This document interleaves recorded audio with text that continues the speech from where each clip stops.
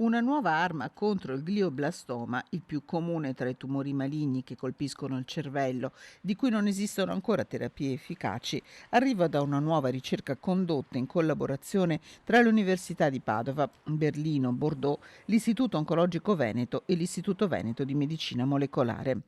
Il team di ricercatori, coordinato da Maurizio Corbetta, che ha lavorato con Alessandro Salvalaggio e Lorenzo Pini, ha scoperto che quando il tumore cresce in aree ad alta densità di fibre, una sorta di strada all'interno del cervello, si diffonde in maniera più veloce, diminuendo quindi le possibilità di sopravvivenza.